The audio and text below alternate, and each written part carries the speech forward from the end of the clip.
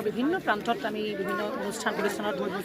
ঘূৰি ফুৰিছোঁ এটাই প্ৰচেষ্টা হাতত লৈ যে নতুন এখন অসমীয়া ছবি আহি আছে যাৰ নাম হৈছে গংগা এখন বৰ ধুনীয়া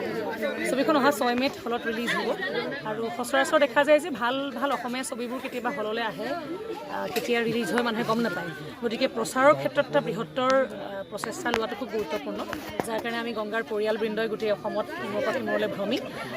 ছবিখন যে আহি আছে সেই খবৰটো আমি বিয়পাবলৈ চেষ্টা কৰিছোঁ আৰু এখন বাস্তৱধৰ্মী ব্যৱসায়িকভাৱে সফল হ'ব পৰা এখন ছবি গংগা অসমীয়া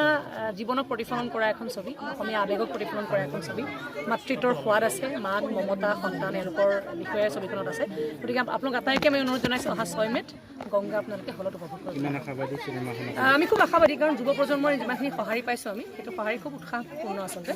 আৰু ছবিখনৰ বিষয়ে গম পালে মানুহে চাবলৈ ডেফিনেটলি যাব আৰু ভাল পালেতো আন 10জনক ক'বই চাবলৈ আৰু বেয়া পালেও আমাক সমালোচনা কৰিব আমি সেইটো কাৰণেও যথেষ্ট মুকলি হৈ আছোঁ খালি অনুৰোধ জনাইছোঁ ছবিখন চাবলৈ আহক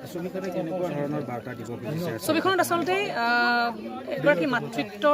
মাতৃ এগৰাকীৰ শক্তি সন্তানৰ যে আজিকালি ব্যস্ততাপূৰ্ণ জীৱনৰ কাৰণে মাক দেউতাকৰ লগত সন্তানৰ যিটো সম্পৰ্ক হয় সেই বস্তুবোৰৰ বিষয়ে দেখুওৱা হৈছে আৰু ব্যস্ততাই